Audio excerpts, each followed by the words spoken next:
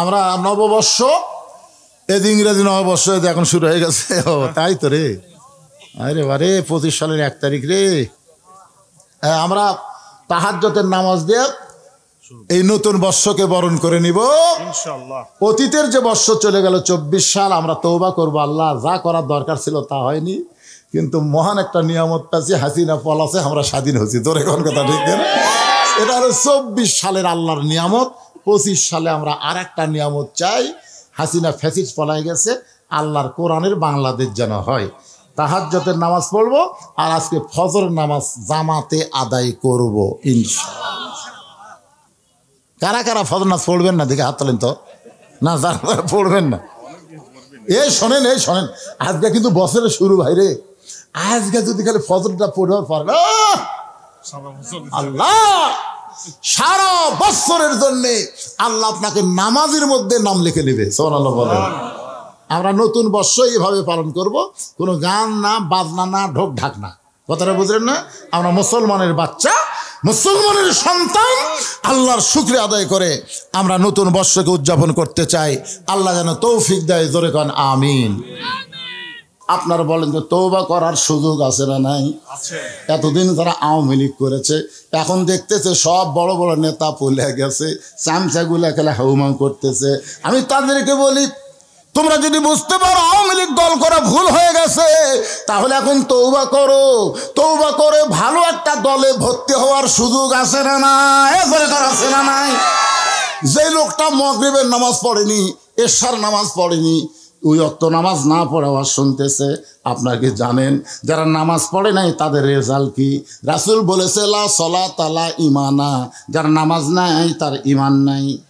লা সলাতা লা দীনা, যার নামাজ নাই তার কোনো ধর্ম নাই।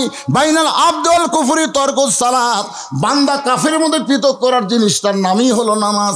যারা মাগরিবের নামাজ না পড়ে ওয়াজ শুনতেছে, এরা কিন্তু নামে মুসলমান, কিন্তু কামে হলো কাফের। ধরে কোন ঠিক কিনা?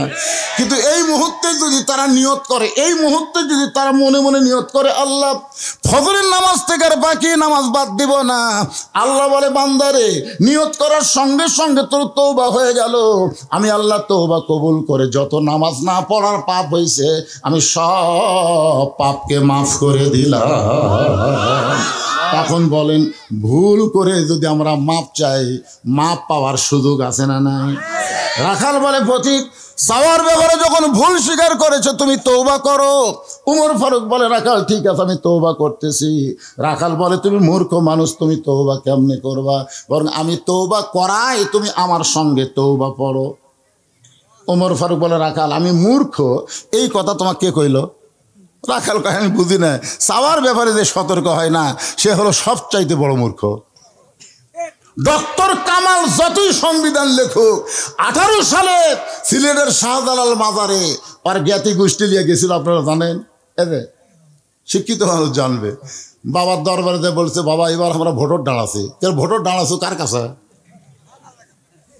আল্লাহ কোরআনে বলেছে, ইয়া আইয়ুহাল্লাযীনা আমানুস্তাঈনু বিস-সাবরি ওয়াস-সালাহ ইন্নাল্লাহা মা'আস-সাবিরিন।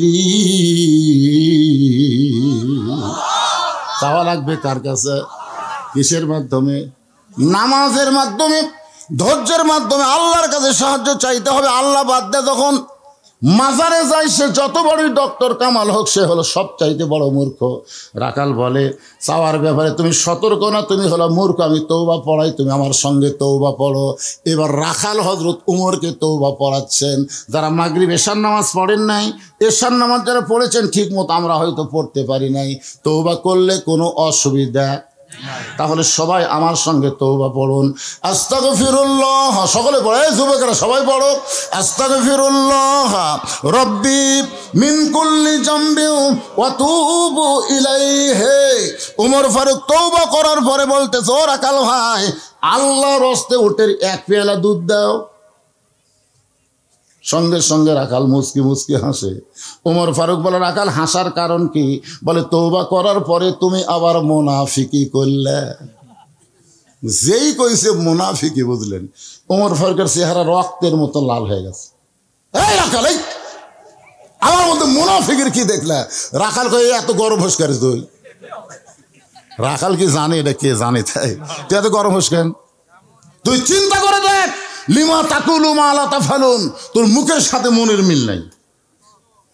তুই সত্যি করে বলতো, আমি কি উটের মালিক? আমি যদি উটের মালিক হইতাম, তুমি আমাকে রাখাল বললা কেন? আর যখন আমাকে রাখাল বলেছ, তখন তোমার মন বলতেছে আমি উটের মালিক না। মালিক বাদ্দা রাখালের কাছে আল্লাহর হস্তে চাইলেও রাখাল দিবার পারবে, যার প্রমাণ আমি নিজে। আপনার এক মাহফিলে ওয়াজ করে কেবল নিচে নামছি, ইতিমধ্যে এক লোক 100 টাকার কসকসা নোট এনে হাতের মধ্যে কয়, হুজুর দোয়া করেন। টাকা পকেটে থুয়ে বলি, বাবা কিসের দোয়া? বলে আমার বইয়ের পেটে বাচ্চা আইছে, হুজুর আল্লাহ যেন একটা পুত্র দেয়, দোয়া করেন। তখন আমি 200 টাকা বের করে দিলাম। হুজুর আমি তো টাকা চাইনি। পাগলা, তুই তো জানিস না রে, আমি 3 মেয়ের বাপ, আল্লাহ আমাকে কোনো পুত্র দেয়নি। প্রথম মেয়ে যখন হলো, পরের বার বইয়ের পেটে যখন বাচ্চা আইলো, আমি খুবই কান্দিছি, আল্লাহ একটা মেয়ে তো দিছো, একটা ছেলে দাও। আমার দোয়া দিয়ে যদি আমার বইয়ের পেটেটাই পুত্র না হয়, তো তোর বইয়েরটা হবে। তখন বলে, হুজুর তাহলে আপনি টাকা আপনি নেন, আমারটা আমার দেন। ওরে টাকা দিলেই মারতেছে, দৌড়ে। আমি কোথায় যাবি? বলে যে হুজুরের বেটা ছাওয়াল আছে। আমি বললাম কোনো হুজুরের কাছে না, কোনো বাবার কাছে না, কোনো পীরের কাছে না। বাবার যদি চাও, মালিকের কাছে চাও। জোরে কোন কার কাছে? রাখাল বলে, পথিক সত্যি যদি আল্লাহর হস্তে উটের 1 পেয়ালা দুধ চাও, তাহলে এখানে মালিকের বাড়ি হলো 10 মাইল দূরে। ওই 10 মাইল দূরে মালিকের বাড়িতে গিয়ে বলো, মালিক তোমার রাখাল উট আর দুম্বা চড়ায়, তুমি মালিক যদি হুকুম দাও, তাহলে রাখাল আল্লাহর হস্তে উটের 1 পেয়ালা দুধ দিবে। ওমর ফারুক বলে, রাখাল ভাই অত দূর মালিকের বাড়ি যাওয়ার দরকার আবার নাই, বরং তোমাকে 2টা টাকা দিলাম, এই 2টা টাকার বিনিময়ে তুমি উটের 1 পেয়ালা দুধ দাও। রাখাল মুসকে মুসকে হাসার বলে, পথিক তুমি কি হযরত উমরকে চেনো? কাকে বলতেছে? হযরত উমরকে রাখাল বলতেছে, পথিক তুমি কি হযরত উমরকে চেনো? যদি উমরকে চিনতা তাহলে এরকম বেসাইজা কথা বলতা না। উমরের গুপ্ত বাহিনী যদি দূর থেকে দেখবার পায়, তুমি আমারে 2 টাকা ঘুষ দিছ, আর মালিক বাদ্দা তোমাকে উটের 1 পেয়ালা দুধ দিলাম, তাহলে তোমাকেও ধরবে আমাকেও ধরবে। এই বুড়া বয়সে কি তুমি ধরা পড়বার চাও? ওমর ফারুক বলে, রাখাল ভাই তাহলে চলো পাহাড়ের গুহার মধ্যে যাই, ওই গুহার মধ্যে গিয়া তোমাকে গোপনে 2টা দিরহাম দিব, তুমি গোপনে উটের 1 পেয়ালা দুধ দিবে, উমরের গুপ্ত বাহিনীও দেখতে পাবে না, তোমার মালিকও জানতে পারবে না। রাখাল চিল্লায় বলে, তুমি ভণ্ড, তুমি ভণ্ড, তুমি ভণ্ড। ওমর ফারুক বলে, রাখাল আমার মধ্যে ভণ্ডামের কি দেখলাম? রাখাল বলে, পথিক রে, ওই পাহাড়ের গুহার মধ্যে দেওয়া নেওয়া করলে উমরের গুপ্ত বাহিনী দেখতে পাবে না, আমার মালিক জানতে পারবে না, কিন্তু রাখালের আল্লাহ দেখতে পায়। যেই কইছে রাখালের আল্লাহ দেখতে পায়, হযরত ওমর এক দৌড়ে পাহাড়ের পাদদেশে গিয়া 2 রাকাত নামাজ পড়ে আল্লাহর কাছে কাঁদতেছে আর বলতেছে, আল্লাহ তোমার কোরআন এত সুন্দর, আল্লাহ গো আজকে আমি বাস্তব কোরআন রাখালের মধ্যে রেখেছি, আসলে রাখাল না, রাখাল যেন তোমার বাস্তব কোরআন। আল্লাহ তোমার কোরআন এত সুন্দর, তোমার কোরআনের আইন যখন দুনিয়াতে চালু থাকবে, তখন কেউ না দেখলেও আল্লাহ দেখবে, এই বিশ্বাস প্রত্যেকটা মুসলমানের কলিজার মধ্যে ঢুকবে। কেউ না দেখলেও কে দেখতেছে? আর আসরের নামাজ পড়ে জমির ধান দেখবার গেছে, যা দেখে উপর জমির পানি চলমল করতেছে, নিচে ওর জমির পানি নাই, চারিদিকে তাকায়, তাকে দেখে কেউ নাই, আস্তে করে বসে কাটা দিয়ে ওই পানি দিয়ে হাত ধসে ধুই আবার দাঁড়ায় চারিদিকে তাকায় বলতেছে, আলহামদুলিল্লাহ কেউ দেখেনি, কেউ দেখেনি। সকালবেলা ভোট হয় দিনের বেলা, আর গল্প করতেছে সকালবেলা, তুই রাত্রে কয়টা মারছো? তো কয় ভাই রে মার্কা ঠিক মতো দেখা যায় না তো, এই জন্যে মোমবাতি জ্বলে নৌকা মার্কা 100টা মারছি ভাই। তাই 5 লাখের মোমবাতি জ্বলাছো করে, আমি মোবাইলের বাতিতে 200টা মারছি রে, খালি মার্কার চিটচিং চিটচিং। কেউ দেখি আরে পাগলা, দরজা জানলা বন্ধ করে মারছি রে, দেখবি কে? তখন 2 কান্দে 2 ফেরেশতা আল্লাহ বলতেছে, আল্লাহ এরা যে গল্প করতেছে কেউ দেখেনি, তাহলে আমরা 2 ফেরেশতা কি করতেছি? তখন আপনারা বলেন 2 কান্দে 2 ফেরেশতা কি করতেছে? দেখেনি? লেখেনি লেখেনি তো লেখবার যখন যাচ্ছে তখন বলতেছে আল্লাহ একজন বাপের বেটা একটা ভোট দিবি, কিন্তু এরা যে 200টা দিল এরকে বাপ কয়টা? আল্লাহ বলতেছে যারা একের অধিক ভোট দিল তারকে ওটি লেখা তো জাউরা। কি লেখা তো? লেখ জাউরা। যারা একটার বেশি ভোট দিয়েছে এরা কেউ বৈধ সন্তান না, এরা হলো জাউরা সন্তান। কথা কর না, এ কথা কর না কেন? তোর বাপ কয়টা, তুই ভোট দিল কয়টা? মনে করতেছেন আপনি ছাড় পাইয়া যাবেন? ফুলগুলো হয় অভিমানে ঝরে যায়, আমি মালা গেথে বলো কারে পরাবো, সে যে কেন এলো না কিছু ভালো লাগে না, কবরে আসুক তরে আমি সিল মারিব। জাগা মতো সিল হবে কি হবে না কথা বলেন? ওমর ফারুক 2 রাকাত নামাজ পড়ে কান্দের বলে আল্লাহ তোমার কোরআন এত সুন্দর, আমি রাখালকে দেখি নাই, রাখালের ভিতর আল্লাহ তোমার কোরআন দেখতে পায়। এমন সময় রাখাল পিছনে এসে বলতে পথিক যতই কান্দ উটের দুধ দেওয়া গেল না। ওমর ফারুক বলে রাখাল ভাই উটের দুধের কোনো দরকার নাই, বরং তোমার কাছে আমি জানতে চাই তুমি না দেখা আল্লাহকে কলিজার মধ্যে জায়গা দিয়া আল্লাহর কোরআন অনুযায়ী চলতেছ, এর বিনিময়ে তোমার চাহিদা কি? 50 বছর কোরআনের হক তাফসির করে 13 বছর জেলখানায় বন্দি থেকে হাসপাতালে ভর্তি করা হলো। আপনারা বলেন তো এরপরেও আল্লামা সাইদি হুজুরের চাহিদা কি? একটা চাহিদা নাই? চাহিদা নাই? তুমি একটা রোদে পুড়ে পুড়ে উর্দু চড়াও, তোমার একটা ভালো খাওয়া নাই, ভালো বাড়ি নাই, এরপরেও তুমি আল্লাহর কোরআনে চলো রাখাল, তোমার চাহিদা কি? সঙ্গে সঙ্গে রাখাল চোখের পানি বের করে বলে পথিক আমার চাহিদার কথা যখন শুনতে চাও, আমার চাহিদা হলো রব্বানা, সকলে পড়েন রব্বানা আতিনা ফিদ দুনিয়া হাসানাতাও ওয়া ফিল আখিরাতি হাসানা ওয়া কিনা আযাবান্নার। ওমর ফারুক বলে রাখাল ভাই আমি মূর্খ মানুষ ভাই রে, আমি মূর্খ রে ভাই, তোমার কাছে চাহিদার কথা শুনতে চাইলাম আর তুমি কোরআনের আয়াত শোনায় দিলাম। রাখাল বলে তুমি আসলেই মূর্খ, এই আয়াত দিয়ে আমি 2টা চাহিদার কথা বুঝাইলাম, একটা হলো আতিনা ফিদ দুনিয়া হাসানা, একটা হলো দুনিয়ার সৌন্দর্য, একটা হলো অফিল আখিরাতে হাসানা, আখিরাতের সৌন্দর্য। দুনিয়ার সৌন্দর্য হলো মহামানব হযরত ওমরকে আমি রাখাল এক নজর দেখতে চাই, যে ওমর আল্লাহর কোরআন দিয়ে রাষ্ট্র চালায়, সেই ওমরকে যদি একটা বার দেখতে পাইতাম ভাইজান, তাহলে আমার দুনিয়ার চাহিদা আল্লাহ পুরা করতো। কি চাহিদা? উমরকে দেখা না, একটা ভালো নেতা দেখা রে পাগলা, আগামীতে সবাই ভোট চাবার আসবি। নামাজের সময় হলে যেই নেতা নামাজ পড়াবার পারবি, কতগুলা নেতা পড়বি, কতগুলা পড়াবি, কোনটা ভালো নেতা একটু খেয়াল করে শুনবেন। আমার সারা জীবনের সাধনা হযরত ওমরকে আমি এক নজর দেখতে চাই, এক নজর। জোরে কোন কয় নজর? আমার দুনিয়ার সৌন্দর্য হলো মহামানব হযরত ওমরকে দেখতে পাইলে দুনিয়ার আশা আমার শেষ। আমার 2 নম্বর চাহিদা হলো আমি রাখাল যখন মরে যাব, অধম রাখালকে আল্লাহ যেন জান্নাত দেয়। সঙ্গে সঙ্গে হয়তো তোমার দৌড়ে এসে রাখালের হাতটা ঠফ করে ধরে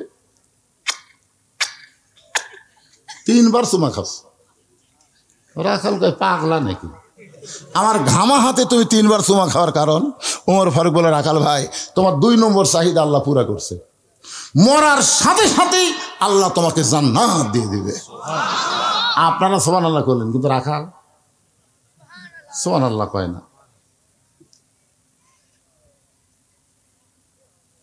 আচ্ছা এটা কিছু না, এটা কিছু না, এটা মনে করছেন কোনো ফতুয়া, কোনো ফতুয়া লয়, কোনো নিষেধ নেই। আগেকার দিনের কাগজ দিলে মনে হচ্ছিল আপনাকে শিবগঞ্জের মধ্যে খামটা নাই, খামটা ওই খামটা দেয়।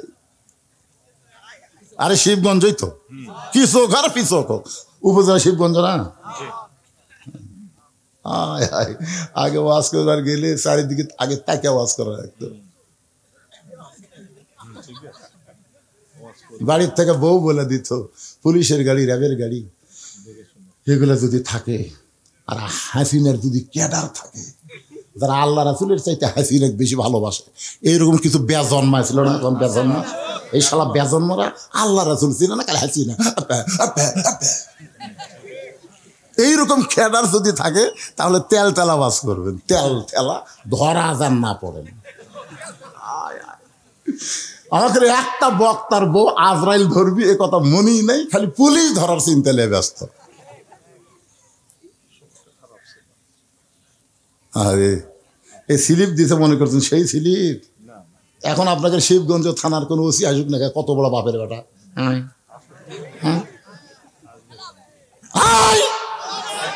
বজুসের মাহফিল কোন নেতাই আগে আমাকে হাতত বল আসলে কিন্তু প্রয়োগ করিনি, এখন বল খালি সাইজ মতো মারমো। তোর এখন কথা ঠিক না? আমরা কি কাউয়া কাদের মতন মাজা ভাঙ্গা মনে করছে? শালাক দুইজন ঠেলে ধরে তুলে দেয়, আর মাইক পায় খেলা হবে, খেলা হবে। এরা খেলবার গেলে মাজাত বল থাকা লাগবে রে পাগলা।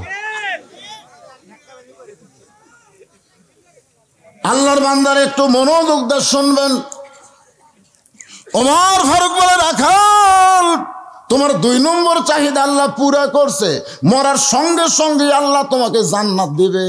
আপনারা সুবহানাল্লাহ কন, কিন্তু রাখাল সুবহানাল্লাহ কয় না। ওমর ফারুক বলে, রাখাল তোমার কি বিশ্বাস হয়নি? তাহলে আমি কোরআন শরীফ পড়ি। এবার হযরত ওমর রাখালের কাছে কোরআন শরীফ পড়ে বিশ্বাস করাচ্ছে।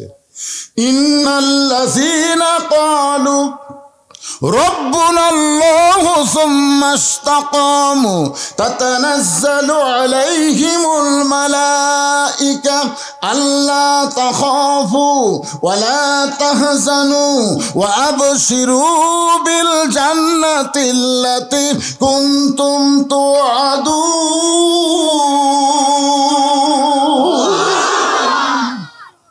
রাখাল এখন বিশ্বাস হয় না? মরার সাথে সাথে আল্লাহ তোকে জান্নাত দেবে। রাখাল খালি মুচকি মুচকি হাসে। ওমর ফারুক বলে, হাসিস কেন? বলে, মরে গেলে জান্নাত পাবো এ কথা ভালোই বলতিস, কিন্তু হযরত উমরকে এক নজর দেখতে পাবো, এই লগত কথা বলতে তোর কোন জায়গাত বাজায়? যে আমার শাহ আলম ভাই 1 লাখ টাকা বাকি দিয়ে গেল, জোরে কোন কথা ঠিক কিনা? লগত 50,000 টাকা দিলে তো কোন জায়গাত বাজায়? হ্যাঁ, আরে পাগলা, মানুষ কিন্তু যা দেখে তাই বোঝে। আওয়ামী লীগের নেতার বিএনপির নেতা তো এক লয়। শাহ আলম ভাই তো টাকা দিবি না? যখন দিবে না অবশ্যই দিবে, কিন্তু আমরা তো এর আগে তো বহু আদায় করতি ভাই, 4 টন 3 টন 2 টন মারহাবা দৌয়া, পরের বছর আবার গেছি, খবর কি দেয়নি। কি বাকির উপর দোয়া করে কেন রে? একটা টাকাও দেয়নি রে।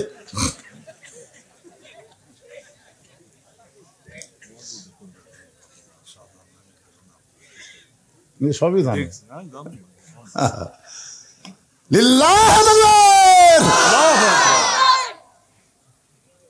বাকি মরে গেলে জান্নাত পাবে কথা সহজেই বলতেছ, কিন্তু হযরত ওমরকে এক নজর দেখতে পাবো, এই নগদ কথা বলতে তোমার কোন জায়গায় বাজে? ওমর ফারুকের চোখ দিয়ে দর দর করে পানি পড়তেছে। যে রাখাল আমাকে তওবা পড়াইছে, যে রাখাল আমাকে মুনাফিক কইছে, যে রাখাল আমাকে ভণ্ড কইছে, এখন যদি বলি আমি ওমর, বলাও সারা, রাখাল হাট ফেল করে মরাও সারা। জোরে কোন ঠিক কিনা? কি করছে? তওবা পড়াছে, মুনাফিক কইছে, ভণ্ড কইছে। এখন যদি বলে রাখাল ভাই তুমি যে ওমরকে দেখবার চাও, আমি হইলাম সেই ওমর, দেখবার পারবি? শুনে এর নাম হল হাট ফেল করা। ওমর ফারুক চিন্তায় পড়ে গেলেন, আমি ওমর এইটা রাখালকে কেমনে বলবো? এমন সময় আল্লাহর কোরআন বলতেছে, উদউ ইলা সাবিলি রাব্বিকা বিল হিকমাহ। রাখাল সত্যি যদি ওমরকে দেখতে চাও, তাহলে তোমাকে ফজরের নামাজ সামনে কাতারে আদায় করা লাগবে।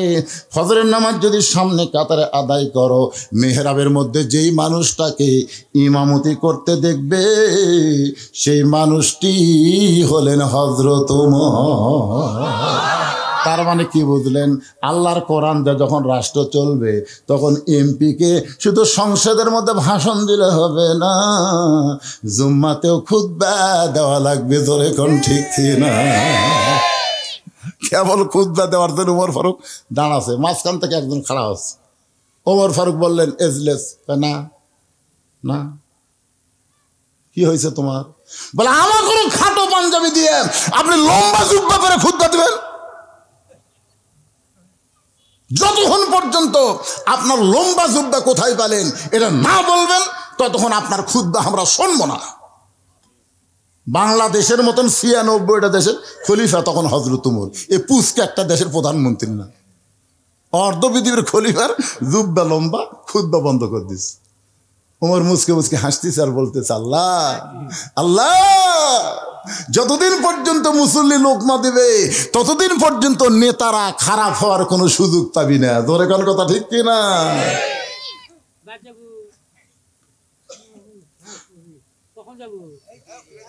এরা দুইজন কি একই গ্রুপের নাকি? রা কে বাবা একই গ্রুপে?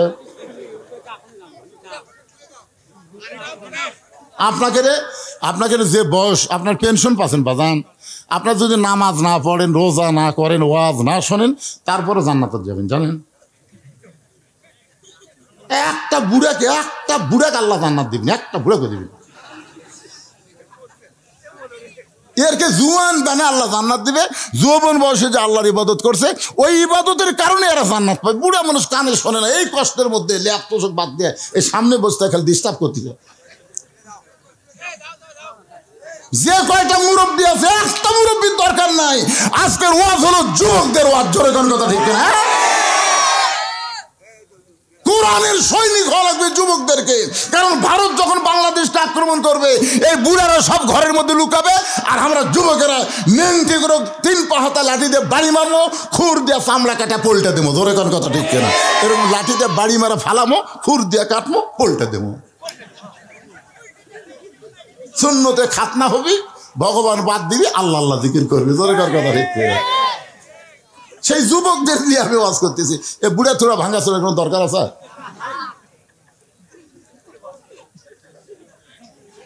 না না, আপনি বলতেছেন না, আপনি তো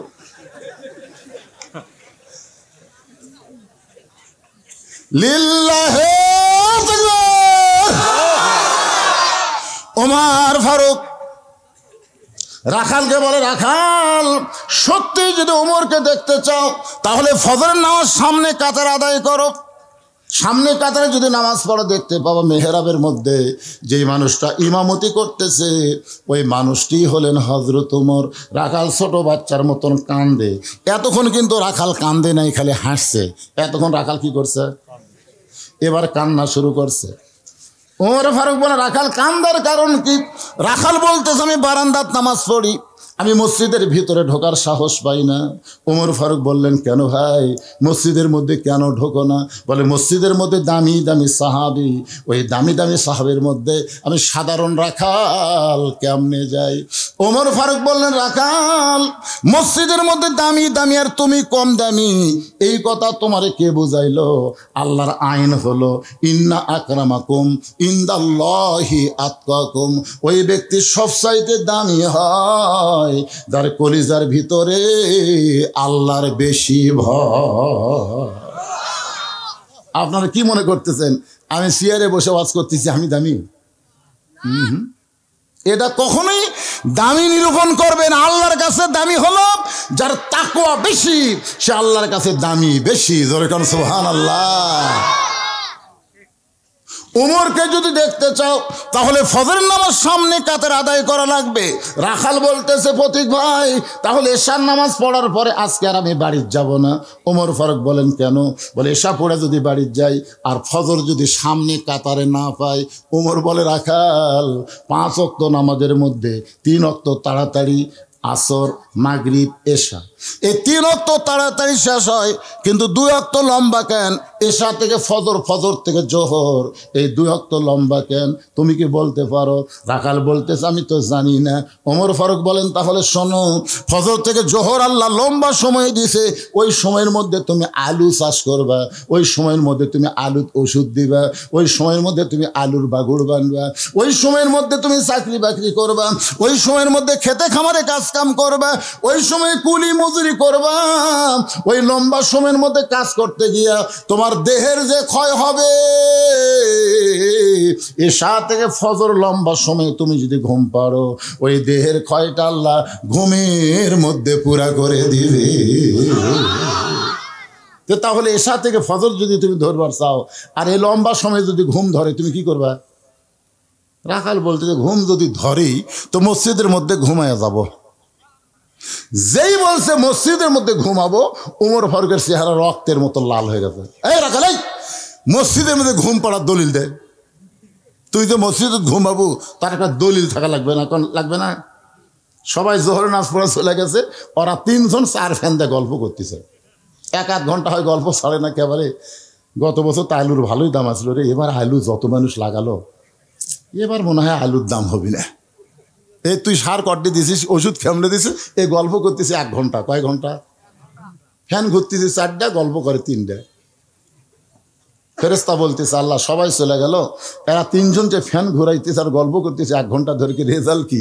আল্লাহ বলে এই যে 3 জন মাথার উপর ফ্যান ঘুরালো, নামাজ বাদ দিয়ে যত সময় মাথার উপর ফ্যান ঘুরিছে, এই ফ্যানের কারেন্টের বিল এই 3 জন আলাদাভাবে না দিলে এরা জান্নাত যাওয়ার পারবে না। কারণ মসজিদ আর বাপের ঘর না, ইচ্ছা মতো ফ্যান ঘুরাবি।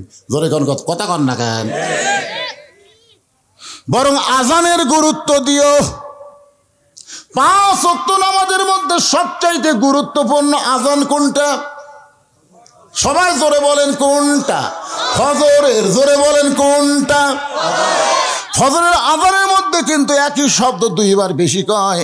4 ওয়াক্ত আজানের মধ্যে সেইটা নাই। সেই শব্দটা কি যুবকেরা শুনবার পাও? এই যুবকেরা এই শুনবার পাও? তাহলে আজানের আগে তোমরা 3.5 হাত, আজানের পরে 2.5 হাত কেন হলে? মানে আজান যে দিচ্ছে আর কানের মধ্যে খারাপ লাগতেছে, 12টা পর্যন্ত ফেসবুক চালাতে, বুঝছেন না? মজার টাইমে, মজার ঘুমের টাইমে আজান আস্তে করে কম্বল মাথার উপর তুলে দেয়। এখন পাও বার হয়, পাও টানে এনে বুকের সাথে লাগায়। বেড়া থেকে মনে হবে চাউলের বস্তা ঢাকা, তো আগাও নেই মাথাও নেই। আপনি একবার বুদ্ধি করে যায়, খালি আস্তে আস্তে বিড়াল যেমন ইন্দুর ধরে, যে আস্তে আস্তে ওর খালি কম্বল টান দেবেন, টান দেওয়ার দিকটা মজার জিনিস দেখতে পাবেন। কম্বল টানটা দেখবেন, কম্বলের তলে ওর সাইজ, আর সকালবেলা সাইড ঠিবে কুত্তার সাইজ, একই সাইজ। আমি এইবার বলবো, ফজর নামাজ বাদ দিয়ে ঘুম পাড়ে যারা, কুত্তার আমল করে তারা। বলতে পারবা বাবা? আমি মুরব্বী করক বলতেছি না, যুবকর্ক বলতেছি। গলা খাকারে দাও। ফজরের নামাজ বাদ দিয়ে ঘুম পাড়ে যারা, কুত্তার আমল করে তারা। ফজরের নামাজ ঘুম পাড়ে যারা, কুত্তার আমল কি বলতেছে? ফজরের আজান শুনে ঘুম পাড়ে যারা, কুত্তার আমল। এরা হলো না, কুত্তা রাগ করবে। কারণ কুত্তারা কবি আমরা নামাজ পড়ি না, তাই বলে বেনামাজ যেতে খারাপ। একটু মনোযোগ দিয়ে শোনেন, আল্লাহ কোরআনে বলেছেন সুম্মা রাদাদনাহু আসফালা সাফিলিন। ফজরের নামাজ বাদ দিয়ে ঘুম পাড়ে যারা, কুত্তার চাইতে ও খারাপ তারা। ওমর ফারুক বললেন, রাখাল আজানের গুরুত্ব দিও। এতদিন রাখাল নামাজ পড়েছে বারান্দায়, কিন্তু আজকে নামাজ পড়বে সামনে কাতারে। যেই মাত্র আজান দিয়েছে, রাখাল জোরে জোরে মসজিদের দরজায় আল্লাহুম্মা আফতাহ লি আবওয়াবা রহমাতিক, মসজিদের দরজা দিয়ে একটা দোয়া পড়া লাগে, আপনারা জানেন কি দোয়া? আল্লাহুম্মা আফতাহ লি আবওয়াবা রহমাতিক। দোয়া পড়ে ডান পা দিয়ে রাখাল মসজিদের মধ্যে ঢুকে সামনে কাতারে যাওয়ার চায়। প্রত্যেকটা সাহাবী নড়ে সরে রাখালকে সামনে কাতারে যাওয়ার রাস্তা করে দেয়। রাখাল চোখের পানি বের করে বলে, আল্লাহ, বারান্দার থেকে কি ভাবলাম, আজকে ভিতরে ঢুকে কি দেখলাম। বারান্দায় থেকে মনে করেছিলাম, কিন্তু আজকে ভিতরে ঢুকে দেখতেছি আমিও যা এরাও তাই। এটা ভিতরে না ঢুকলে বোঝা যাবে না, কোরআনের বাহিরে থাকলে বুঝবেন না। এই কোরআনের ভিতরে আমাদের আসতে হবে। উদখুলু ফিস-সিলমি কাফা, পুরাপুরি ভাবে যদি কোরআনের ভিতরে আসেন, তাহলে দেখতে পাবেন ইসলামী কোনো আওয়ামী লীগ, বিএনপি, জাতীয় পার্টি, জামাত নাই। একই কাতারবদ্ধ হয়ে সবাইকে নামাজ পড়া লাগবে। জোরে কোন ঠিক কিনা ভাই? তুমি আওয়ামী লীগ করো, বাইরে করো, মসজিদের মধ্যে যখন ঢুকবে তখন আওয়ামী লীগ থাকবে না, বিএনপি করো বাহিরে করো, মসজিদের মধ্যে বিএনপি থাকবে না। তুমি যদি জামাত করো বাহিরে করো, মসজিদের মধ্যে থাকবে না। তুমি জাতীয় পার্টি যে দলই করো, বাইরে থুয়া মসজিদের মধ্যে গিয়ে যদি দেখো আওয়ামী লীগ 4 আঙ্গুল সামনে গেছে, তুমি টান দিয়ে কাতারের মধ্যে নিয়ে আসো। বিএনপি যদি 4 আঙ্গুল পিছনে থাকে, তুমি ঠেলা দিয়ে তাকে কাতারের মধ্যে নিয়ে আসো। কারণ 14 দল 20 দল ভাঙ্গা মসজিদের মধ্যে সব এক কাতার। সামনে কাতারে এসপি খাড়া হয়ে আছে, একটা মুসল্লি ছাড়া কাতার পুরা হচ্ছে না। এসপি কই কেরে একটা মুসল্লি নাই, তাকে দেখে চৌকিদার দরজার খাড়া হয়ে আছে। এসপি ডাকতেছে আয়, চৌকিদার বলে না স্যার আপনি এসপি, আমি চৌকিদার। এসপি কয় পাগলা ওটা বেড়ার কথা, তুই চৌকিদার আমি এসপি, ওটা হলো বাহিরের কথা রে, ভিতরের কথা। আয় আমরা 2 ভাই, আয়। এমন জোরে ডাক দিয়েছে চৌকিদার ভিতরে এসে আর সামনে আসে না। এসপি কাতার 4,000 হাত ধরে, কে তুই আমার কথা শুনিস না? কাতার সাথে একটু পিছনে খাড়া হতো। আরে পাগলা আমার গোড়ালির সাথে গোড়ালি মিল কর রে। স্যার আমারটা ফাটা, আপনারটা তেল। এই ফাটা তেলতলা, কিসের ফাটা তেলতলা? আমরা 2 ভাই, গোড়ালির সঙ্গে গোড়ালি মিল না করে কাতার কোনোদিন সোজা করা যাবে না। জোরে কোন কথা ঠিক কি না? রাখাল একেবারে যাইতে যাইতে সামনে কাতারে মেহরাব বরাবর রাখাল ফজরের 2 রাকাত সুন্নত নামাজ আদায় করেছে। মেহরাব বরাবর যে প্রথম কাতার, ওই কাতারে ফজরের 2 রাকাত সুন্নত নামাজ পড়ে রাখাল চুপটি করে বসে আছে। এমন সময় একজন সাহাবী মসজিদের মধ্যে ঢুইকা দেখে জায়গা দখল। এক সাহাবী ঢুকে চিন্তা করে কে আমার জায়গাতে কে বসে আছে? এই সাহাবীর নাম হলো ওসমান গনি। ধরে বলেন নাম কি? আল্লাহ রাসূল বলেছেন আমি যখন ইমামতি করব, আমি বরাবর যিনি দাঁড়াবে তার নাম হলো আবু বকর। আমার আবু বকর যখন ইমাম হবে, আবু বকর বরাবর যে দাঁড়াবে তার নাম ওমর। আমার উমর যখন ইমাম হবে, উমর বরাবর যে দাঁড়াবে তার নাম হলো ওসমান। ওসমান যখন ইমাম হবে, ওসমান বরাবর পিছনে দাঁড়াবে তার নাম হলো আলী। আমার আলী যখন ইমাম হবে, আলী বরাবর বলার পরে রাসূল নাম বলেন না। সাহাবীরা বলে রাসূলুল্লাহ হযরত আলী যখন ইমাম হবে, আলী বরাবর পিছনে কে দাঁড়াবে?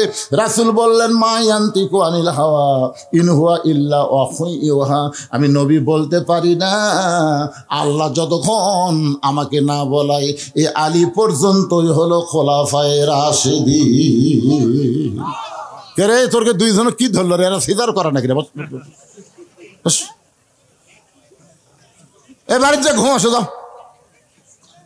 কি চকচকা দাঁত বার করে আছে, বুড়ার আবার দাঁত পড়ছে।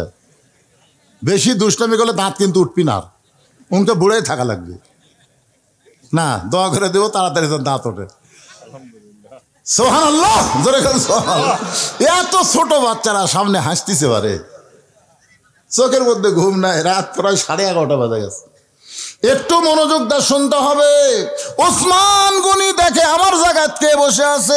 নবীর যত সাহাবী সবচাইতে নরম সাহাবীর নাম ওসমান গনি। আস্তে আস্তে রাখালের কাছে এসে দেখে সামান্য একটা ফাঁক আছে, ওই ফাঁকের মধ্যে ফজরের 2 রাকাত সুন্নত নামাজ আদায় করলেন। আদায় করার পরে কিতাবের মধ্যে আছে ওসমান গনি রাখালের দিকে 3 বার তাকাছে। ধরে কোন কয়বার? 3 বার। তাকানোর কারণ হলো কোনো দিনও দেখেনি, আজকে প্রথম। একটা লোক সামনে কাতারে প্রথম দেখলে একবার যেই তাকাতে, 2 বার তাকাতে, 3 বার সেই ওসমান গনি তাকাইছে। এই মিয়া বারবার তুই কি দেখিস মিয়া? মানে শোনেন, মূর্খ মানুষের দিকে যদি বারবার তাকান, মূর্খ মানুষ রাগ করবি না? একটা ভ্যান আলাপ দিকে গেলে আপনি 2 বার তাকান, দেখেন কি গরম হয়ে যায়। আমি একবার তাকাইছিলাম, মানে আমার গাড়ির সাথে একের বাইজে দিবি ভাব। মানে ওরা কিন্তু অটো ভ্যানের ব্রেক দুর্বল, আর ওরা কোনো সময় রাস্তার থেকে নামবি না, দরকার আমরা গাড়ি নামান লাগবে, ওরা নামবি না। আমি খালি একটু তাকাচ্ছি, হুজুর গাড়ির চড়ে বেড়ান তো, কাল টিয়ারিং ঘোরান আর যায় আমাকে রে। ওরে বাবা রে, মূর্খ মানুষের দিকে তাকালে গরম হয়। রাখাল 3 বার তাকানোর কারণে এই মিয়া বারবার আমার দিকে কি দেখো মিয়া? সঙ্গে সঙ্গে ওসমান গনি নরম মানুষ কাঁপতে কাঁপতে দাঁড়ায় গেছে।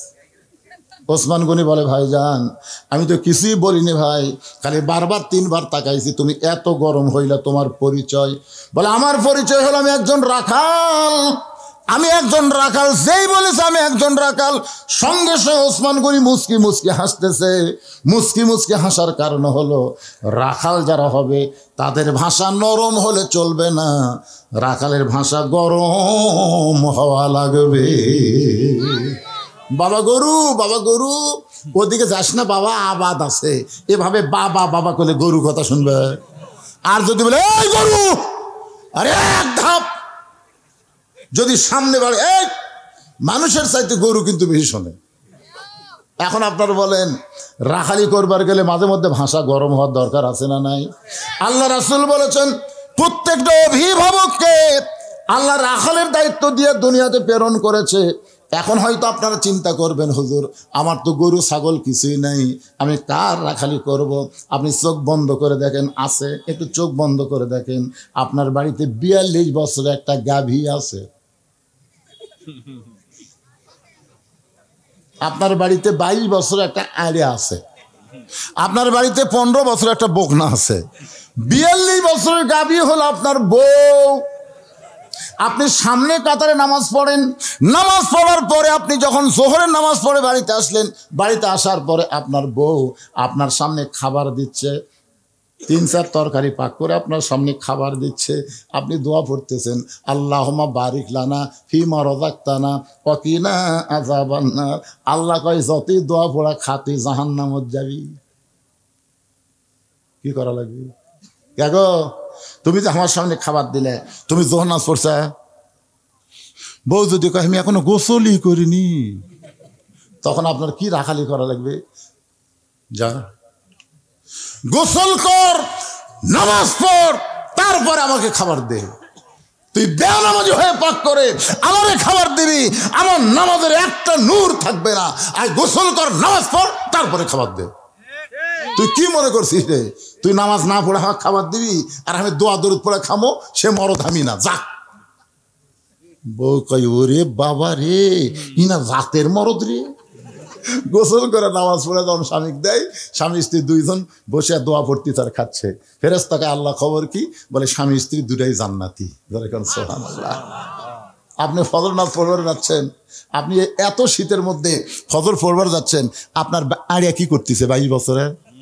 আপনার রাখালি করা লাগবে না? বেরে আড়িয়া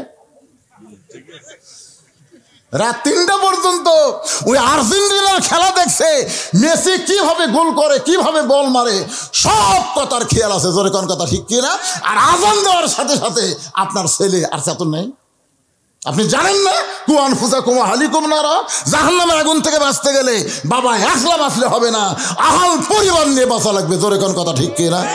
তাহলে আপনার ছেলে নামাজ পড়েন, আপনি নামাজ পড়বেন। 6 বছর থেকে নামাজের তালিম দেওয়া লাগবে, 10 বছর থেকে ঘাড় ধরে মসজিদে নিয়ে আসা লাগবে। এ রাখালি করার দরকার আছে না? কথা কন না কেন? আপনার 15 বছরের একটা বকনা মানে একটা মেয়ে আছে, বড় আদরের মেয়ে। এই মেয়েটা কি করতেছে? আপনি বাবা হিসাবে রাখালি করার দরকার আছে না নাই? কথা কন আছে না নাই? হাইল পরে কিলকিল করে ঘরে, গোটা উত্তর পাড়া দক্ষিণ পাড়ার ছেলেরা সব মিস কল মারে।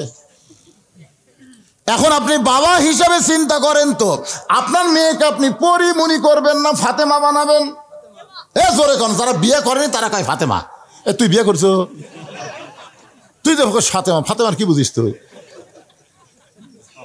না, যাদের মেয়ে আছে আপনারা বলেন ভাই মন খারাপ করেন না, যাদের মেয়ে 15, 16, 17 বছর আছে এখনো বিয়ে দেন নাই, আপনার এই মেয়েকে আপনি কি বানাবেন? পরিমণি বানাবেন না ফাতেমা বানাবেন? আল্লাহ নবী বলেছেন ফাতেমা তুই কখনো মনে করিস না তোর বাবা আল্লাহর নবী বলে আল্লাহ তোকে জান্নাত দিবে, এটা কখনোই মনে করিস না। মা, জান্নাতে যাইতে গেলে জান্নাতের আমল করে তোকে জান্নাতে যেতে হবে। ফাতেমা বলে বাবা কি আমল করলে আল্লাহ আমাকে জান্নাত দিবে? রাসূল বলে ফাতেমা মাত্র 4টা আমল করবি। 1 নম্বর হলো নামাজ, 2 নম্বর রমজান মাসের রোজা, 3 নম্বর সতীত্বের হেফাজত পর্দা করা, 4 নম্বর স্বামীর খেদমত করা। এই 4টি আমল যদি করতে পারিস ফাতেমা, আল্লাহ আল্লাহ খুশি হয়ে 8টা জান্নাতের দরজা খুলে দিবে, যে কোনো দরজা দিয়ে তুই জান্নাতে যাবি। সেদিন থেকে ফাতেমা নবীর মেয়ে হিসাবে না, আমল করে জান্নাতে যাওয়ার জন্যে এমন আমল করলেন, সাইয়্যিদাতুন নিসা আহলিল জান্নাহ ফাতেমাতুজ জোহরা।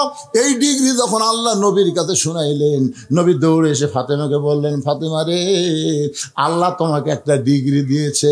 ফাতেমা বলে, বাবা কি ডিগ্রি দিল? বলে, সাইয়্যিদাতুন নিসা আহলিল জান্নাহ, জান্নাতীদের নেত্রী বানাইছে। ফাতেমা বলতেছে, বাবা নামাজের কারণে এই ডিগ্রি, রোজার কারণে এই ডিগ্রি, স্বামীর খেদমতের কারণে এই ডিগ্রি। নবী আমার ফাতেমার হাতে চুমা দিয়ে বলে, মা এই ডিগ্রিটা আল্লাহ তোমাকে পর্দার কারণে দিয়েছে।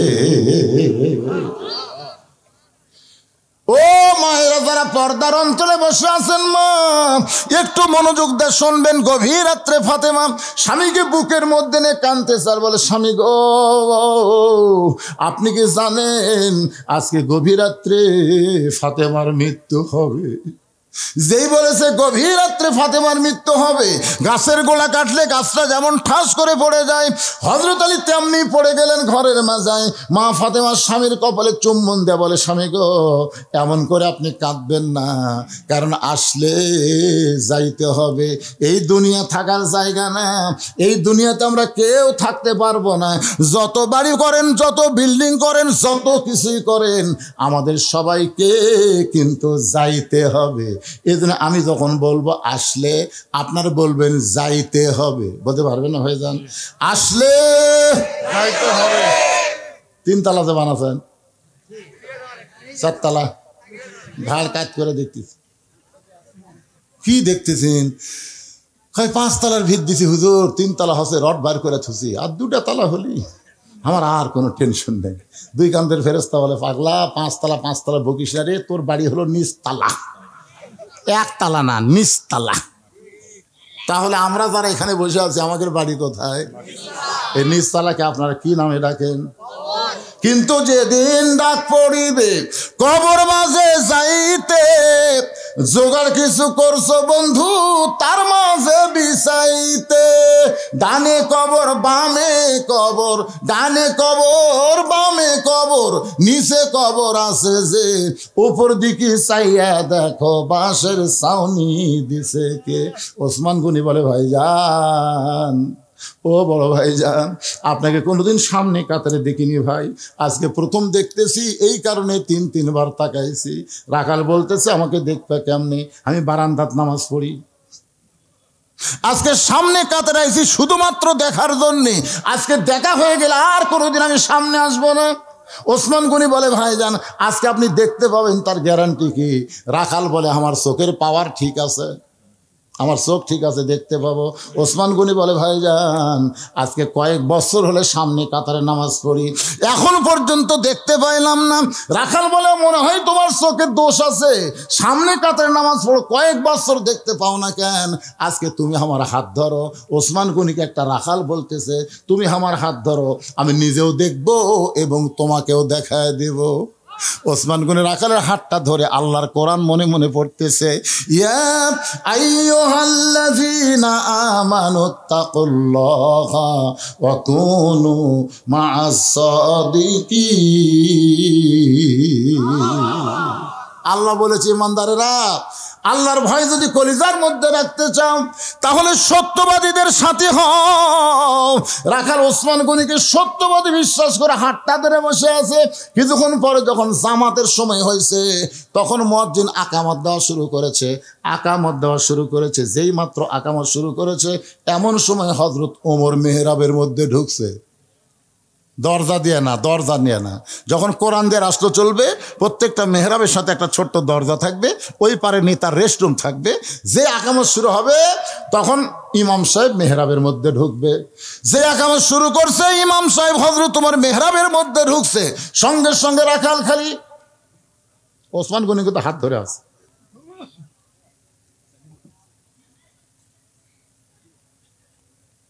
চিন্তা করতে এটাই তো, একই তো আমি তওবা পড়াতে যাই,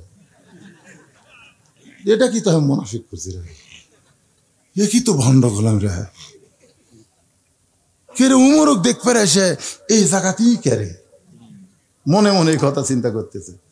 রাখাল যেই মাত্র কইছে কত কামাদিস সালা, কত কামাদিস সালা, সঙ্গে সঙ্গে রাখাল আল্লাহু আকবার। মুয়াজ্জিন যেই মাত্র বলেছে কত কামাদিস সালা, কত কামাদিস সালা, সঙ্গে সঙ্গে রাখাল আল্লাহু আকবার।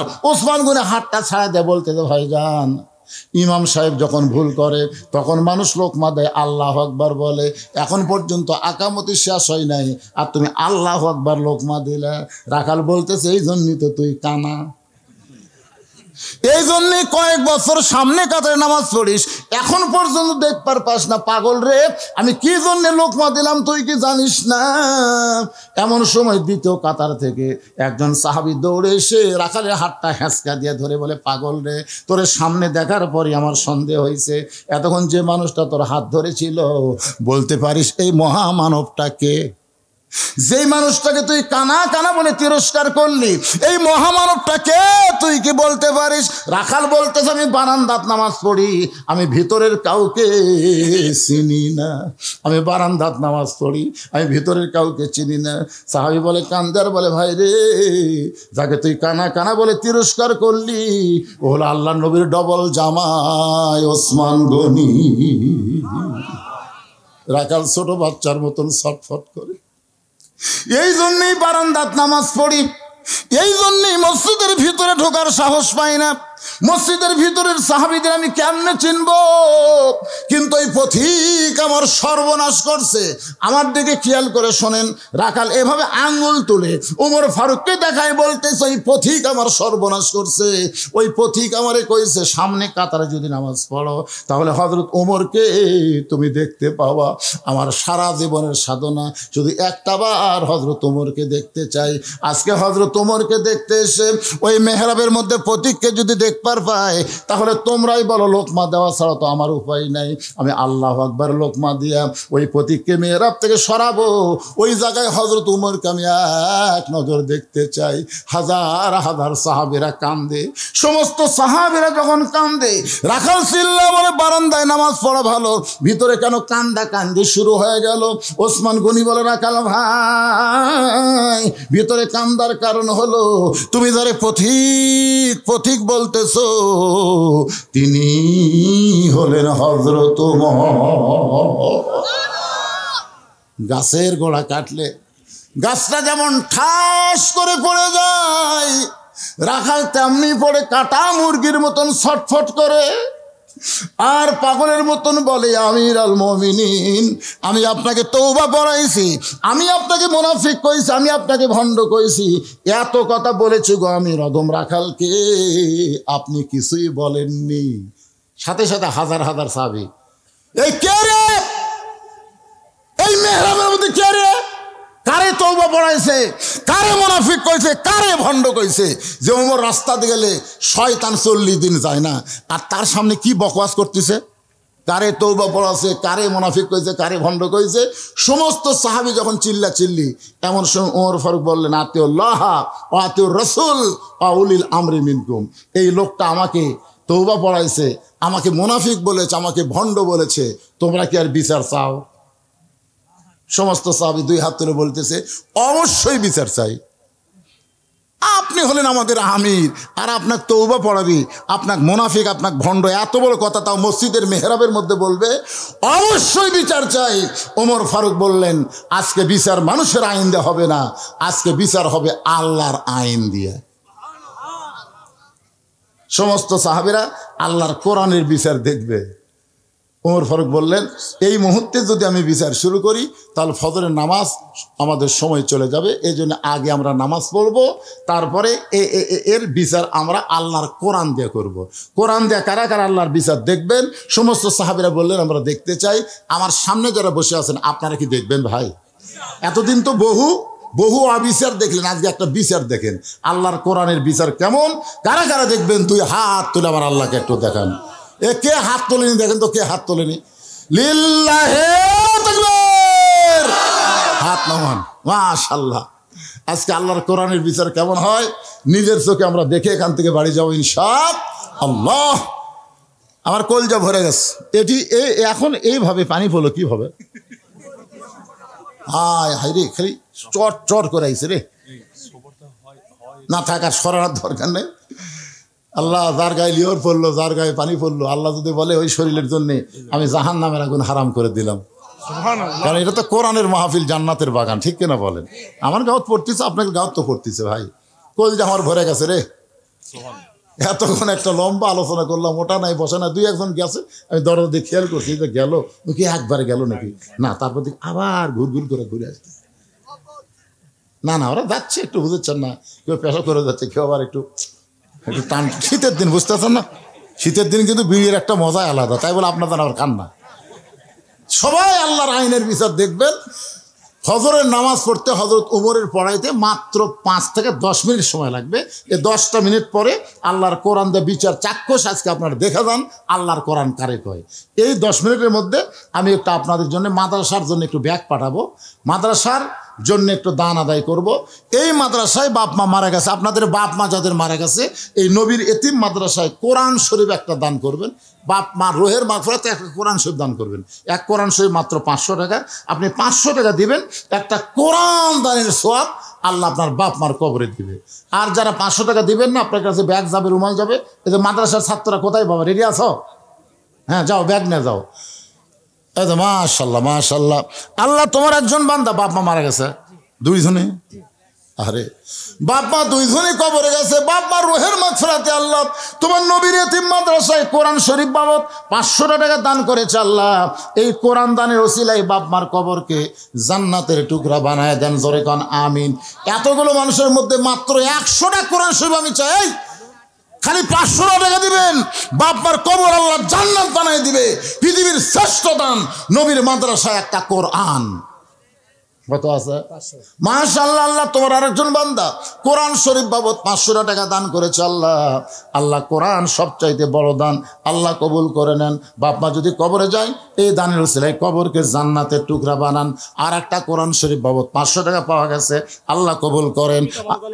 পিতামাতা যেন সুস্থ থাকে, সুস্থতার জন্য 200 টাকা দান করছে, আল্লাহ দানকে কবুল করেন। কত আছে? মডার্ন ক্লিনিক এবং ডায়াগনস্টিক সেন্টার কোন জায়গাতে? শেরপুর, ওই বগুড়া শেরপুর। আচ্ছা রে বাবা, এটি কি আছে আপনার? ও বাবা, ডাঁটের সময় রে। 20টা কোরআন শরীফ বাবদ 10,000 টাকা করে বলেন মারহাবা। আল্লাহ তার ব্যবসার মধ্যে বরকত দিও। আপন বড় বিল্ডিং বাড়ি তৈরি করো, থাকতে পারবা না, রিটার্ন টিকিট আসলে যাইতে হবে, ধরে কোন কথা ঠিক কিনা? কতজনকে কত কি দিলাম, যাবার কালে একজন আরো দেখা না পাইলাম। ও আমার সাদের মালা যায় রে ছিঁড়ে, রইব না আর বেশি দিন তোদের মাজারে। ডাক দিয়াছেন,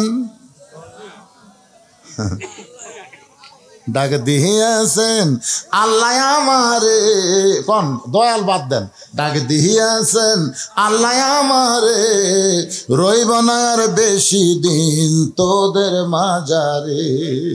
চলতে পথে 2 দিন থামিলাম, কয়দিন? মনে করতেছেন হায় হায় আচ্ছি আর যাবো না রে, বসছি আর নামবো না রে, কি মশান দিয়ে আচ্ছি আর যাবো না।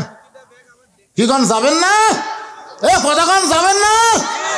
আল্লাহ বলেছেন যাও, তোমাদের যাওয়াতে কোনো চিন্তা নাই। ওয়ালা তামুতুন্না ইল্লা ওয়া আনতুম মুসলিমুন। মুসলমান হয়ে যদি যাবার পারো, দুনিয়ার মানুষ তোমাকে কবরে দিতে দেরি হবে, কিন্তু তোমাকে জান্নাতে নিতে আমার কোনো দেরি হবে না। মৃত্যু নামক যানবাহনের পিঠে চড়ে কবর নামক জান্নাতের দরজা দিয়া প্রত্যেকটা মুসলমান জান্নাতে চলে যাবে। ওগো স্বামী, আমি ফাতেমা দুনিয়া থেকে বিদায় নেওয়ার পরে আমার 3টা চাওয়া পুরা করবেন। ও মায়েরা যারা পর্দার অন্তরালে মনোযোগ দিয়ে শোনেন, 1 নম্বর চাওয়া হলো রাতের অন্ধকারে আমাকে দাফন করবেন। দিনের বেলা যদি কবর দেন, তাহলে দুনিয়ার মানুষ আমার কবরের খবর জানবে। ফাতেমার কবর লম্বা কতটুকু, তাহলে ফাতেমা এতটুকু লম্বা ছিল। আমার কবরটা আপনি গোপনে দেবেন, দুনিয়ার কোনো মানুষ যেন জানতে না পারে। আমার 2 নম্বর চাওয়া হলো আমার কোনো জানাজার ব্যবস্থা আপনি করবেন না, আমার কোনো জানাজার ব্যবস্থা করবেন না। 3 নম্বর চাওয়া হলো আমার লাশটা খাটনিতে তুলবেন না, কারণ 4 জন পুরুষ মানুষ খাটনি কান্দে নিবে। আমি হিসাব করে দেখলাম এমন পুরুষ দুনিয়াতে নাই। ফাতেমার ওজন দুনিয়ার পুরুষ বুঝবে কেন? আমার বাবা যদি দুনিয়াতে থাকতো, মরা মেয়ের লাশের খাটনি বাবা কান্দে নিবার পারতো। আমার হাসান হোসেন যদি বড় হইতো, মায়ের লাশের খাটনি কান্দে নিবার পারতো। 6 মাস আগে আমার বাবা দুনিয়া থেকে বিদায় নিছে। আমার হাসান হোসেন এত ছোট, আপনি শুধু কান্দে করে জান্নাতুল বাকির পূর্ব কোণায় সবুজ রঙের একটা বাতি জ্বলবে, ওই বাতি বরাবর আমাকে দাফন করবেন। হযরত আলী ফাতেমাকে দাফন করার পর আল্লাহর কাছে কান্দের বলে, আল্লাহ আমার ফাতেমাকে কবুল করে নাও, পর্দানিশি ফাতেমাকে আল্লাহ তুমি কবুল করে নাও। এই দোয়া করতে দেরি, তাকায় দেখে সামনে কয়েকটা পুরাতন কবর দেখা যায়। এইমাত্র ফাতেমার কবর, সেই নতুন কবর আর আলী খুঁজে পায় না। গোটা জান্নাতুল বাকি দৌড়ায় বলে ফাতেমার কবর, ফাতেমার কবর। কে যেন বলে, আলী রে ফাতেমা পর্দানিশি, আমি আল্লাহ জহুরা ডিগ্রি দিয়া ফাতেমার কবরটাকে কিয়ামত পর্যন্ত পর্দা করে দিয়েছি। আমার মায়েরা যারা পর্দার অন্তর আছেন, মা আপনাদের 1 নম্বর নেক আমল হলো পর্দা। এই পর্দার মধ্যে থাকবেন। আমল যদি কম হয়, পর্দার মধ্যে থাকার কারণে আল্লাহ ফাতেমার সঙ্গে আপনাদের জান্নাত দিয়া দিবে। ফজরের নামাজ শেষ হয়ে গেছে, সমস্ত সাহাবীরা আল্লাহর কোরআনের বিচার দেখবে। ইন্নাল্লাহা ইয়ামুরুকুম আন তুআদ্দুল আমানাতি ইলা আহলিহা ওয়া ইযা হাকামতুম বাইনান নাস আন তাহকুমু বিল আদল। সুবহানাল্লাহ বলেন। কার বিচার? আল্লাহর কোরআনের বিচার। আর আমাদের বাংলাদেশের বিচারের খবর জানেন? 6 বছর আম বাগানে চাষ করছে, জ্যৈষ্ঠ মাসে দেখতে গেছে আম পাকছে কিনা। যা দেখে গাছের ডালে বসে এক ছোট্ট বাচ্চা আম পাড়তিছে আর ব্যাগের মধ্যে তুলতেছে। বাগানের মালিক কয়, আমি খাইনি, আমার পরিবারে কেউ খাইনি, তুই আমার গাছে আম পাড়তেছিস, তোর বাপ হোক যা বিচার দেবো রে, তোর বাপ হোক বিচার দেবো। ছেলে খালি মুচকে মুচকে হাসে। বাগানের মালিক বলে, হাসিস কেন? বলে, আমার বাপ হোক কোথায় খুঁজবার যাবেন, আমার বাবাও আর এক গাছে চড়ছে। বাগানের মালিক তাকে দেখে, ওর বাপ খালি আম পাড়ে আর বস্তা ভরায়, গাছের নিচে বসে কান্দের বলে, আল্লাহ বিচার দিব কার কাছে? বেটাও চোর, বাপও চোর। আপনার এলাকার যে চেয়ারম্যান ছিল শালা শয়তান, সব মারে খাচ্ছে। জোরে কোন কথা ঠিক কিনা? ওর মার্কার যারা ভোট দিয়েছেন ভাই, ওই মারে খায় তাও পুলে গেছে, কিন্তু আপনারা পলাবার পারতেছেন না। হাসরের ময়দানে দেখবেন আপনি একটা ভালো মানুষ, 5 ওয়াক্ত নামাজ পড়েন, কিন্তু ওর মার্কাত ভোট দেওয়ার কারণে আপনার আমল নামাত গম চোর, সিমেন্ট চোর, রড চোর, প্রকল্প চোর, সাদা। আপনি কবেন, আল্লাহ আমি তো এগুলো জীবনে করিনি, তুই ভোট দিছ কাক? চোর ওই একলাই ভোট পায়, চেয়ারম্যান হয়ে চুরি করছে, তুই মাপ পাবো? এই জন্য জাগা মতো সিল মারবো। জোরে কোন কথা ঠিক না? কারণ মাদ্রাসার জন্য জায়গা নির্ধারণ করে গাছ কাটা হয়েছে, সেই গাছ নিয়ে গেছে। হাই হাই, আর বুঝবি ঠেলা বাবা, আসবি না কোনোদিন। শাহরাজ নামে একজন কোরআন শরীফ দিচ্ছে ডাইরেক্ট। কে? শাহরাজ একজন ডাইরেক্ট কোরআন শরীফ। আচ্ছা, ডাইরেক্ট একজন কোরআন শরীফ দিচ্ছে। আল্লাহ যে নিয়তে দিচ্ছে আল্লাহ কবুল করুক। জোরে কোন আমিন। আমি তো আয়াতে কারিমা তেলাওয়াত করলেন, বুঝবার পারছেন? আর একবার পড়ি, ইন্নাল্লাহা ইয়ামুরুকুম আন তুআদ্দুল আমানাতি ইলা আহলিহা ওয়া ইযা হাকামতুম বাইনান নাস আন তাহকুমু বিল আদল। মনে করেন নাঙ্গল দিয়ে চাষ করে ধান আবাদ করছে, ধান আবাদ করে এখন নৌকাত করে ধান নিয়ে যাচ্ছে, ওই পারে যায় ধানগুলা মাপিয়া বেচা লাগবে। এখন আপনারা বলেন তো কি লাগবে? রে খালি পল্লা কোন জায়গাত আছে রে? পল্লার সাথে একটা ডাঁড়ি নাই, দাঁড়ি পল্লা বলতে আপনাদের কোন জায়গাত লাগে? আরো জোরে, জোরসে বলুন, জোর হলো না, আরো জোরে।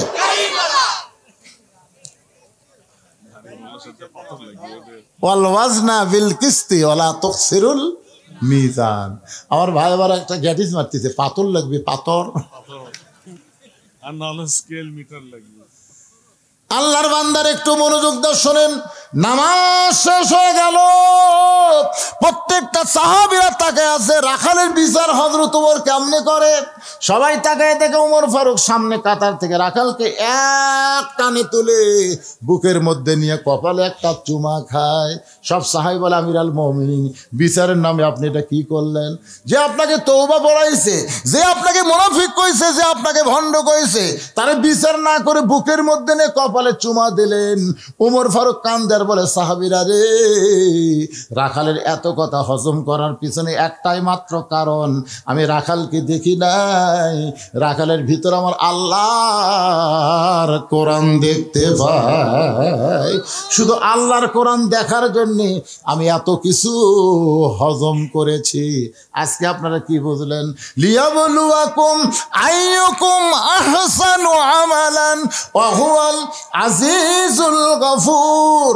সুন্দর আমলের পরীক্ষায় যদি পাশ করতে চান তাহলে মানুষের আইন দেওয়া হবে না, আমার আল্লাহর কোরআন লাগবে। জোরে কোন ঠিক কিনা? কারা কারা ঠিক বলেন? দুই হাত তুলে আল্লাহকে একটু দেখান তো ভাই। লিল্লাহু আকবার। আল কোরআনের আলো সংসদে জালো। কিসের ঘরে ঘরে রে? ঘরে ঘরে কোরআন জানাবেন আর চোর বাটপার করে সংসদ পাঠাবেন নাকি? এক মমতা সংসদ পাঠে কি হজে দেখছেন? এক মমতার সংসদ যায় সমস্ত মৌলবীর বিরুদ্ধে, সব মৌলবী পড়ছে না, ওটা মুসলমানের জন্য না। আস্তাগফিরুল্লাহ রব্বি মিন কুল্লি জামবি ওয়া তুবু ইলাইহি, আস্তাগফিরুল্লাহ রব্বি মিন কুল্লি জামবি ওয়া তুবু ইলাইহি, আস্তাগফিরুল্লাহ রব্বি মিন কুল্লি জামবি ওয়া তুবু ইলাইহি, লা হাওলা ওয়ালা কুওয়াতা ইল্লা বিল্লাহিল আলিয়্যিল আযীম। আপনারা কি কিছু বলবেন? দোয়া করে দেব। আল্লাহুম্মা আমিন। আল্লাহ 24 সালে ওয়াজ শুরু করেছিলাম, 25 সালে এসে মোনাজাত শুরু করলাম। মাবুদ মাওলা একটা বছর আমাদের মাঝ থেকে বিদায় হয়ে নতুন আর একটা বছর শুরু হয়ে গেল।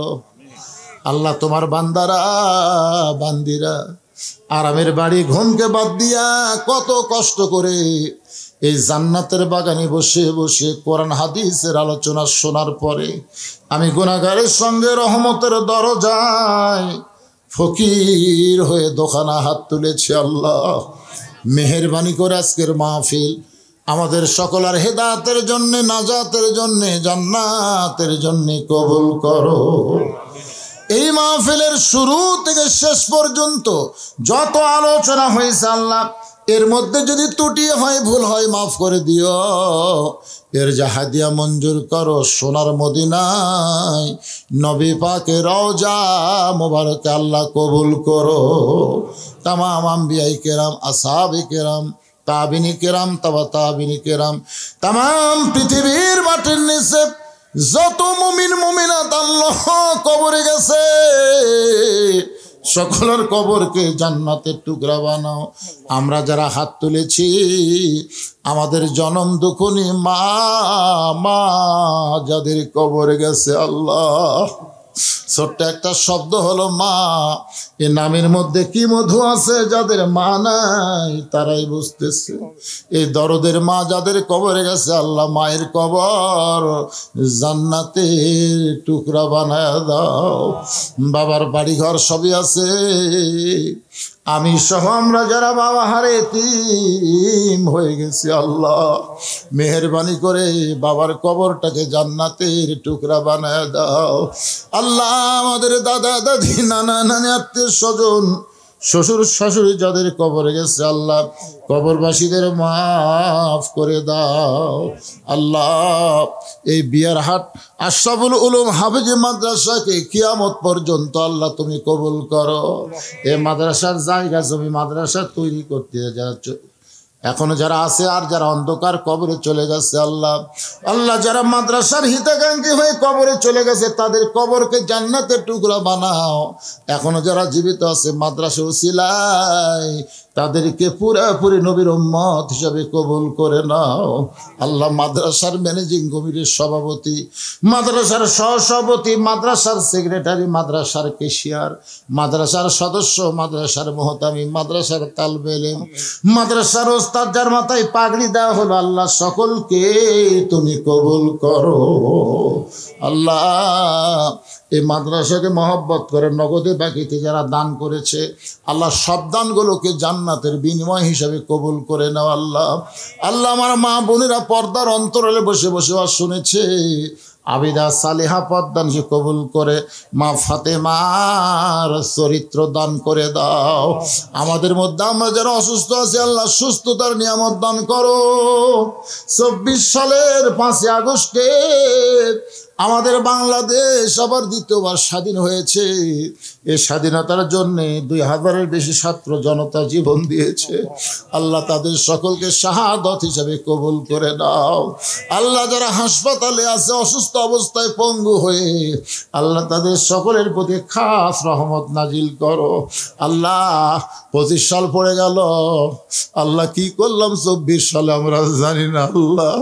মেহেরবানি করে 24 সালের ভুল ভ্রান্তি মাফ করে দিয়া আমাদের সকলকে 25 সালে তোমার গোলামি পুরাপুরি করার তৌফিক দিও আল্লাহ। 24 সালে ফ্যাসিস্ট হাসিনার পতন হয়েছে, 25 সালে তোমার কোরআনের বাংলাদেশ যেন কবুল হয় আল্লাহ, তুমি কবুল করে নাও আল্লাহ। আল্লাহ সবাইকে তুমি মাফ করে দাও আল্লাহ। আমার মিডিয়ার ভাইরা, আয় আল্লাহ তাআলা একটা বছর চলে গেল আবার 25 সাল পড়লো, তাদের ব্যবসা বাণিজ্যের মধ্যে বরকত দিয়া দিও আল্লাহ। রাস্তার মধ্যে যত বিপদ আপদ মুসিবত আছে সমস্ত বিপদ আপদ মুসিবত থেকে আমার মিডিয়ার ভাইদেরকে আল্লাহ পুরাপুরি তুমি হেফাজত করো আল্লাহ। আয় আল্লাহ তাআলা আমি গুনাহগার বলে দোয়া ফিরাই দিও না আল্লাহ। আজকের মাহফিলের সম্মানিত সভাপতি, সহসভাপতি, প্রধান অতিথি, বিশেষ অতিথিদের আল্লাহ তুমি কবুল করো। আমার মা বোনদের কবুল করো। কে কোন নিয়তে হাত তুলেছে আল্লাহ সকলের নেক নিয়ত নেকাশাকে তুমি কবুল করো আল্লাহ। আমরা 24 সালে অনেক কিছু দেখলাম, বাংলাদেশ বিজয় হলো, সিরিয়া বিজয় হলো, আমরা 25 সালে মিশরের বিজয় চাই আল্লাহ। ফিলিস্তিনের মুসলমানকে আমরা বিজয় চাই। পৃথিবীর মানচিত্র থেকে ইসরায়েল ইহুদিকে আল্লাহ তুমি ধ্বংস করে দাও। তোমার বাইতুল মুকাদ্দাস মুসলমানকে তুমি ফিরিয়ে দাও আল্লাহ। আল্লাহ আমাদের সকলের দোয়াকে তুমি কবুল করো আল্লাহ। একটা মিনিট একটু নিজের চোখটাকে বন্ধ করে মাথা নিচু করে সবাই বলেন, কত মানুষের জানাজার নামাজ আমরা পড়েছি, এই 2 হাত দিয়ে কত কবরে মাটি দিয়েছি। একদিন আমরা সবাই মরে যাব। যেদিন আমাদের মৃত্যু হবে দিনটা যেন জুমার দিন হয়, মাসটা যেন রমজান মাস হয়।